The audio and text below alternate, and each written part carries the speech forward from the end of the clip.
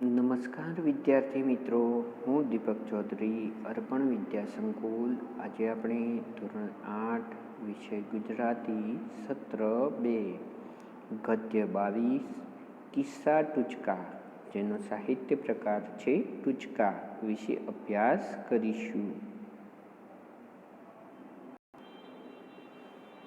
વિદ્યાર્થી મિત્રો, ગદ્ય 22માં આગળ કિસ્સાઓમાં આપણે કેટલાક કિસ્સાઓનો અભ્યાસ કર્યો. હવે ગદ્ય 22 કિસ્સા ભાગ 2. વિદ્યાર્થી મિત્રો, આગળ આપણે 2 કિસ્સાઓનો અભ્યાસ કર્યો, જેમાં પ્રથમ કિસ્સામાં ટોલ છાપરીએ ટેક્સ લેવા ઊભા હતા અને એક ગરીબ માણસ જે ટોલ બચાવવા માટે યુક્તિથી પ્રયત્ન કરી અને જંગલમાંથી વાંસ કાપી અને પોતાના ઘરે સાંજ પડે એટલે વળ્યો, પરંતુ એ થાકના કારણે સૂઈ ગયો અને બળદ આખી રાત એ ગાડાવાટમાં ચકરાવા લઈ અને સવારે ટોલ છાપરી આવીને ઊભા રહ્યા તો એને ટોલ આપવો પડ્યો. બીજા કિસ્સામાં આપણે જોયું કે જે ભેંસનો વર એ મૃત્યુ પામે છે, એટલે કે પાડો હતો તે મૃત્યુ પામ્યો, ત્યારે તારમાં સ્તરે એવું લખ્યું કે one husband of Buffalo died under engine. તો એક ભેંસનો વર જે એન્જિનમાં આવી અને કચડાઈ ગયો છે. તો આ વાત રમૂજ ઉત્પન્ન કરતી થઈ કે કઈ ભેંસનો તો વર હોય. હવે આગળ કિસ્સો 3 તેરા બાપ કપટી. પહાડી લોક પહાડી સડકોની કુરાણે નાના ઝૂંપડા કરીને ચાની હોટલો કરે ને ઊભા મુરાદાબાદી પવાલામાં જતા આવતા વટે માર્ગોને ચા વેચે. તો અહીંયા પહાડી લોકો એટલે ડુંગરાળ પ્રદેશમાં જે લોકો રહેતા હતા તે પહાડી સડકોને કોરાણે એટલે જે પહાડની ડુંગરાળ પ્રદેશમાં જે રસ્તાઓ હતા એની કોરાણે એટલે બાજુમાં નાના ઝૂંપડા કરી અને ચાની હોટલો, ચાની રેસ્ટોરન્ટ તે ઊભી કરે અને ત્યાં ઊભા મુરાદાબાદી પવાલામાં, ઊભા મુરાદાબાદી પવાલા એટલે અહીંયા શબ્દ સમૂહ માટે એક શબ્દ મુરાદાબાદી પવાલા એટલે ઉત્તર પ્રદેશના મુરાદાબાદ શહેરમાં બનતા પ્યાલા, તો એને મુરાદાબાદી પવાલા કહેવામાં આવે છે. તો આવતા જતા વટી માર્ગોને એટલે રસ્તામાંથી જે લોકો પસાર થતા હતા, વટી માર્ગો એટલે રસ્તામાંથી પસાર થતા લોકોને ચા વેચે, તો ચા આપતા હતા. આ પહાડી લોકો અગાઉ અંગ્રેજોથી બહુ ડરતા, અને આ પહાડી લોકો જે હતા તે અંગ્રેજોથી બહુ ડરતા હતા. અગાઉ એટલે ક્યારે? તો આઝાદી પહેલાં. હવે આઝાદી મળ્યા પછી એકદમ હિંમતવાળા બની ગયા, પણ આઝાદી મળ્યા પછી તે હિંમતવાળા બની ગયા, એ અંગ્રેજોથી ડરતા નહીં.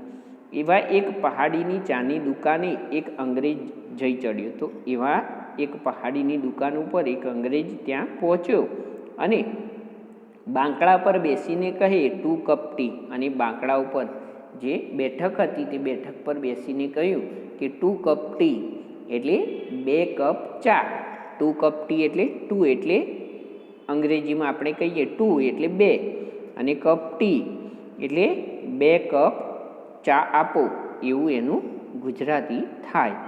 તો પહાડી દુકાનદાર ગુસ્સે થઈ ગયો, અને પહાડી દુકાનદાર હતો તે ગુસ્સે થઈ ગયો. એ મી કપટી નહીં, એ મી કપટી નહીં, તું કપટી, તેરા બાપ કપટી, તેરા ભાઈ કપટી, તેરા ચાચા કપટી, તેરા બેટા કપટી, મી કપટી નહીં.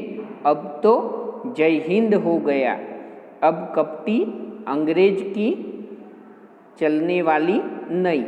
તો અહીંયા કહ્યું દુકાનદાર ગુસ્સે થઈને એને શું સમજ્યો ગુજરાતીમાં કે તું કપટી એટલે કપટી છે, તું એ કોણ છે? તો નેય એટલે નથી. અહીંયા વાત કરી નેય તળપદો શબ્દ છે, નથી. તો મેં એ મી કપટી નેય, હું કપટી નથી. કપટી એ અહીંયા શું સમજો? એ ચોરી કરનારો, અથવા તો જે કહી શકાય કે એક પ્રકારે જે છેતરપિંડી કરતો હોય, કપટી એટલે છેતરપિંડી, તો જે છેતરપિંડી કરનારો વ્યક્તિ છે એવું સમજ્યું કે આ અંગ્રેજ મને આવીને એવું કહે છે કે તું છેતરપિંડી કરે. એટલે એણે સામે ગુસ્સેથી જવાબ આપતા કહ્યું કે મી કપટી નહીં, હું કપટી નથી, તું કપટી છે, તેરા બાપ કપટી, તારા પપ્પા કપટી છે, તારા પિતાજી કપટી છે, તેરા ભાઈ કપટી, તેરા ભાઈ એટલે તારા ભાઈ કપટી, તેરા ચાચા કપટી એટલે તારા કાકા જે છે તે કપટી, એ છેતરપિંડી કરનારા હું નહીં, તેરા બેટા કપટી એટલે તારા છોકરાઓ કપટી, તારો જે છોકરો છે તે કપટી છે, તે છેતરપિંડી કરનારો, મી કપટી નહીં, મી કપટી નહીં, હું કપટી નથી. અબ તો જય હિન્દ હો ગયા, અબ તો જય હિન્દ હો ગયા એટલે હવે તો હિન્દુસ્તાનનો જય થઈ ગયો છે, હિન્દુસ્તાનને આઝાદી મળી ગઈ છે. અબ કપટી અંગ્રેજ કી ચલને વાલી નહીં, અબ કપટી હવે અંગ્રેજોની શાસન ચાલવાનું નહીં, ચલને વાલી નહીં, કપટી એટલે અંગ્રેજોનું કપટવાળું શાસન, છેતરપિંડીવાળું શાસન એ હવે ચાલવાનું નથી. તો આ રીતે રમૂજ ઉત્પન્ન થાય છે એમાંથી. હવે કિસ્સામાં ચોથો કિસ્સો, અજી પહાડ પર ચારપાઈ कैसे लगाते हैं, અજી પહાડ પર ચારપાઈ कैसे लगाते हैं. તો અજી એટલે અહીંયા સંબોધન કર્યું છે પહાડ પર એટલે ડુંગર પર, ચારપાઈ એટલે ખાટલો, ચારપાઈ એટલે શું? ખાટલો. કેસે લગાતે હે તો કેવી રીતે પાથરો છો, તો તમે પહાડ પર ખાટલો કેવી રીતે પાથરો છો. તો એની સરસ મજાની રમૂજ ઉત્પન્ન કરતો એક કિસ્સો અહીંયા રજૂ કરેલો છે સ્વામી આનંદે. એક પહાડી કાશી જાત્રાએ ગયો, એક પહાડી કાશી જાત્રાએ ગયો, જાત્રા એટલે યાત્રા કરવા માટે. એક પહાડી માણસ હતો, તે કાશીમાં યાત્રા કરવા માટે ગયો. રાંધી ખાવા સારું ધર્મશાળા નજીક આવેલી વાણિયાની દુકાને દાળ ચોખા લેવા ગયો, અને રાંધી ખાવા માટે એટલે જમવાનું બનાવવા માટે એ વાણિયાની દુકાને દાળ અને ચોખા લેવા માટે ગયો. લાલાએ પૂછ્યું, ભાઈ કહાસ કે રહેને વાલે, અને લાલાએ પૂછ્યું, લાલો કોણ અહીંયા? તો વાણિયો. તો વાણિયાએ પૂછ્યું કે ભાઈ કહા કે રહેને વાલે, પહાડી, પહાડ કે. તો પહાડી જે માણસ હતો એને જવાબ આપતા કહ્યું પ્રત્યુત્તરમાં કે હું પહાડનો રહેવાસી છું. લાલો, હે तुम पहाड़ के रहने वाले हो, पहाड़ पर रहते हो. तो लालो એટલે જે વાણિયો હતો એને પ્રશ્ન પૂછ્યો કે હે तुम पहाड़ के रहने वाले हो, તમે પહાડ ઉપર રહેવાવાળા છો, પહાડ પર રહેતે હો, તો ડુંગર ઉપર તમે રહો છો. પહાડી જી, હા જી. પહાડીએ કહ્યું હકારમાં કે હા જી. લાલો, अच्छा भाई यह तो बताओ पहाड़ पर लोग रहते तो है लेकिन सोते कैसे हैं, पहाड़ पर चारपाई कैसे लगाते हैं. तो लालाए કહ્યું કે અચ્છા ભાઈ, તો હા ભાઈ તમે यह बताओ એટલે તમે એ કહો કે પહાડ પર लोग रहते तो है, પહાડ ઉપર લોકો રહે તો છે, લેકિન સોતે कैसे है, પણ તે સૂવે છે कैसे, તે ઊંઘે છે કઈ રીતે. પહાડ પર ચારપાઈ कैसे लगाते हैं, પહાડ પર ચારપાઈ એટલે પહાડ પર ખાટલો કેવી રીતે પાથરે છે. લાલાની મૂંઝવણ એમ કે પહાડ તો તંબુ જેવો હોય. અહીંયા લાલાને વાણિયાને ખબર નહોતી કે પહાડ એ તંબુ જેવો હોય, તંબુ જેવો એટલે ગોળાકાર જેવો. આમ તેના છાપરા ઉપર ખાટલો કેમ કરીને ઢાળતા હશે, અને તેના છાપરા ઉપર એની છત ઉપર ખાટલો કેમ કરીને ઢાળતા હશે, ને લોકો સૂતા કેમ કરીને હશે, અને લોકો કેવી રીતે ઊંઘતા હશે. પેલો પહાડી લાલાની સામે જોયા જ કરે, અને ઓલો પહાડી જે હતો એણે લાલાની સામે જોયા જ કરતો હતો. કેમ? કેમ કે આવો પ્રશ્ન પૂછ્યો કે પહાડ પર ચારપાઈ कैसे लगाते. લાલાને વાસ્તવમાં ખબર નહોતી વાણિયાને કે પહાડ શું હોય. તો આ રીતે રમૂજ ઉત્પન્ન થાય છે, હાસ્ય ઉત્પન્ન થાય છે. હવે કિસ્સો 5, દરવાજા બંધ કર. દરવાજા બંધ કર, દરવાજા એટલે કમાડ. તો દરવાજો, આ દરવાજો બંધ કરવાની વાત કરીને અહીંયા સરસ મજાની એક વાત સ્વામી આનંદે અહીંયા આપણને લખી છે.